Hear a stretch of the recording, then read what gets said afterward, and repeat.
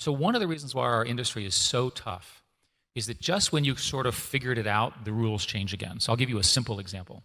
If you went to business school, and I didn't, but I teach at business school, you would have been taught, build a great product, organize a sales force. You and I talked about this in my previous roles. Sell it to the customer, charge a fair price, make the customer happy. Seems like that's what business is about, right? That strategy is insufficiently scalable in a global market that's all interconnected. So in other words, it sounds like a fine strategy, and it'll produce a reasonable business, but it's not going to produce a huge business. It's just too hard to hire all those salespeople working with every customer and so forth. You have to have a more clever strategy.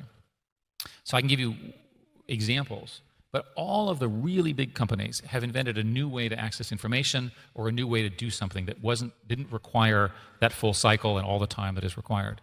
So many, many people talk to me about their new ideas, and I'm sure there are many of them represented here in the room. And the problem is they're good, but they're not good enough. And so the specific question I would say is do a plan over the next 5 years, and I always like to do 5-year plans, and try to figure out what your growth rate will be like, and then try to figure out what a more scalable strategy would be. So typical example is somebody will build some interesting app that they want to charge $10 for. And so I will ask, well, why couldn't you give the app away for free and then upsell the users? Everybody here understands that strategy. I'll give you another example.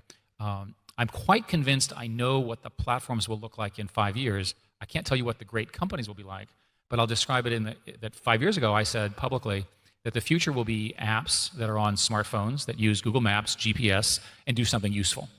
Now, what I should have said was Uber, right? But I wasn't smart enough to say, well, people actually want a personal transportation system. That was up for Travis and his co-founder to invent in Paris when they were visiting.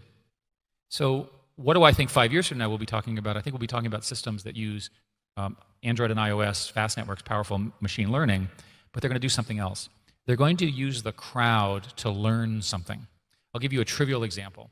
I know nothing about dermatology, and I have $1 million. So what I'm going to do is I'm going to run around to dermatologists. I'm going to pay them $1 to categorize skin samples with whatever the dermatological problem is. Put that into my machine learning system, run it through the system, have it do a categorization, and then I'm going to go and sell the same service to dermatologists because my system will be more accurate than the individual dermatological diagnoses. So that model, which is you crowdsource information in, you learn it, and then you sell it, is, in my view, a highly likely candidate for the next $100 billion corporations.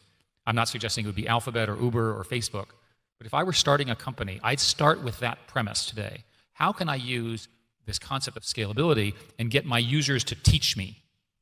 Right? So if your users teach me and then I can sell to them or others a service which is better than their knowledge, it's a win for everybody.